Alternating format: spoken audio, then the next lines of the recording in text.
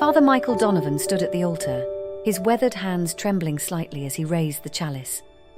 At 58, he had spent most of his life in service to God and his parish, finding fulfillment in the quiet routines of prayer and community service.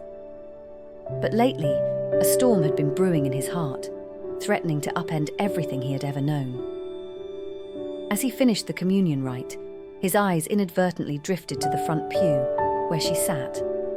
Olivia Chen, barely 30 with her raven hair and doe-like eyes, listened intently to his every word. She had joined the parish 6 months ago, volunteering for every committee and attending every service with a fervour that both impressed and unsettled him. Father Michael tried to focus on the closing hymn, but his mind wandered to their first meeting. Olivia had come to him for counselling, her marriage crumbling under the weight of her husband's infidelity. Over weeks of sessions, he had watched her transform from a broken, uncertain woman into someone radiant with newfound strength and purpose. He hadn't meant for it to happen. God knows he had fought against it with every fibre of his being. But somewhere between the late-night phone calls, when she was in crisis, and the long walks in the church garden discussing theology and life, something had shifted. What started as pastoral care had blossomed into a connection so profound it shook him to his core. As the congregation filed out after Mass, Olivia lingered behind. "Father," she said softly, approaching the altar. "Do you have a moment?" Michael felt his heart rate quicken. "Of course, my child," he replied, wincing internally at the endearment that no longer felt appropriate. "What's troubling you?" Olivia's eyes shimmered with unshed tears. I think I need to leave the parish," she whispered. The words hit Michael like a physical blow. "Leave? But why? You've become such an integral part of our community." She looked away, unable to meet his gaze. "You know why, Father. This, whatever is between us, it's not right. I can't keep pretending." Michael wanted to deny it, to tell her she was imagining things. But he couldn't bring himself to lie. Not here in God's house, not to her. "Olivia," he began, his voice rough with emotion. "What you're feeling, I'd be a hypocrite if I said I didn't share it, but we both know it can never be." Olivia stepped closer, close enough that he could smell the faint scent of her perfume. "Can't it?" she asked, her voice barely above a whisper. "I've never felt this way about anyone, Michael, not even my ex-husband. When I'm with you, I feel whole, like I've finally found where I belong." Michael closed his eyes, fighting against the wave of longing that threatened to overwhelm him. "Olivia, please," he pleaded. "I took vows, sacred vows. I can't just abandon them, no matter how much I care for you." "And what about your vows to yourself?" Olivia countered, her voice growing stronger. "To live a life of truth and authenticity. Can you honestly tell me that denying what's between us is God's will?" The question hung in the air between them, heavy with implications. Michael found himself at a loss for words, years of theological training deserting him in the face of this simple, devastating inquiry. Before he could formulate a response, the church door creaked open. They sprang apart guiltily as Mrs. Gallagher, the elderly parish secretary, shuffled in. "Oh, Father Michael," she called. "I didn't realise you were still here. There's a call for you in the office." Grateful for the interruption, Michael nodded. "Thank you, Mrs. Gallagher. I'll be right there." He turned back to Olivia, his expression pained. "We'll continue this discussion later. Please, don't make any hasty decisions." Olivia nodded, her eyes still brimming with unspoken emotions.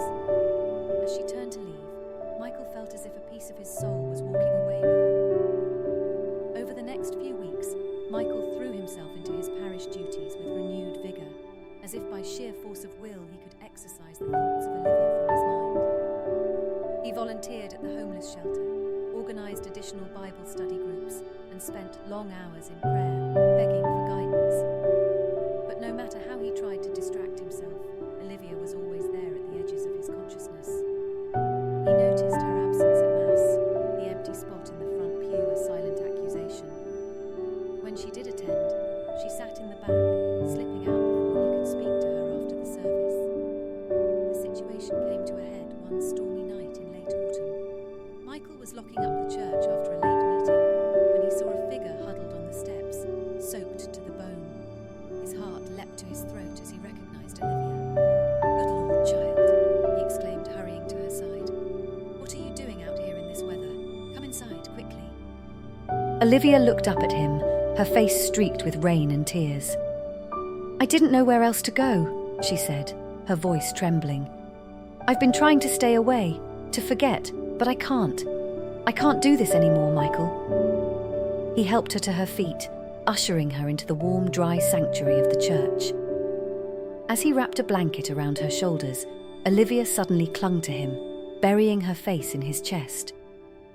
Michael froze for a moment, then slowly, hesitantly, wrapped his arms around her. They stood like that for what felt like an eternity, the sound of the rain pounding on the roof, mingling with Olivia's quiet sobs. Michael stroked her hair, murmuring soothing words, all the while acutely aware of the warmth of her body against his, the intoxicating scent of her hair. Finally, Olivia pulled back slightly, looking up at him with red-rimmed eyes. "I love you, Michael," she said simply. "I've tried not to, but I do. And I think you love me too." Michael felt as if the ground had disappeared beneath his feet. He'd spent weeks, months even, avoiding this very moment, this confession that would change everything. But now that it was here, he found he couldn't deny it any longer. "Yes," he whispered, the admission feeling like both a betrayal and a liberation. "God help me, Olivia. I do love you." The words hung between them, charged with possibility and fraught with consequence. Olivia reached up, cupping his face in her hands. "Then be with me," she pleaded. "We can leave here, start a new life together. It's not too late."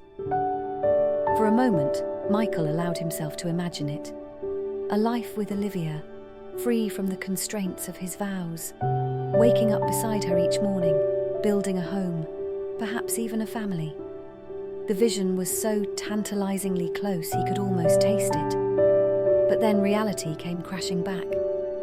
He thought of his parishioners, the people who relied on him for guidance and support. He thought of the years he had dedicated to his faith, the sense of purpose he found in his vocation. And he thought of God, of the commitment he had made not just to the church, but to his own spiritual journey. With a heavy heart, Michael gently removed Olivia's hands from his face, holding them in his own. "Olivia, my darling," he said softly, "what I feel for you is real. It's powerful. In another life, in another world, I would choose you in a heartbeat. But I can't abandon my vows, my calling. It's not just a job, it's who I am." Olivia's face crumpled, fresh tears spilling down her cheeks. "So that's it?" she asked bitterly. "You're choosing your collar over happiness, over love?" Michael shook his head, his own eyes stinging with unshed tears. "I'm choosing a different kind of love," he explained. "A love for something greater than myself. It doesn't make my feelings for you any less real or important, but it does mean I can't act on them." He took a deep breath, steeling himself for what he had to say next. "Olivia, you are young, beautiful, and have so much love to give. You deserve someone who can return that love fully, without reservation. Someone who can build a life with you, give you the family you desire. That person, it can't be me."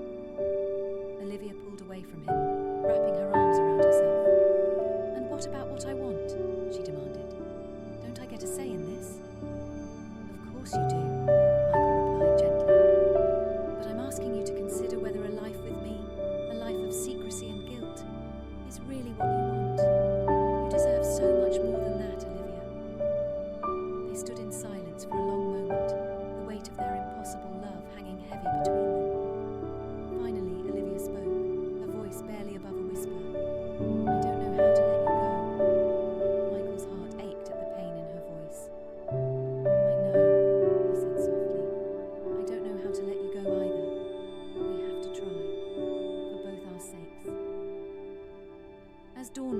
Painting the church in soft hues of pink and gold, Michael and Olivia sat side by side in the front pew.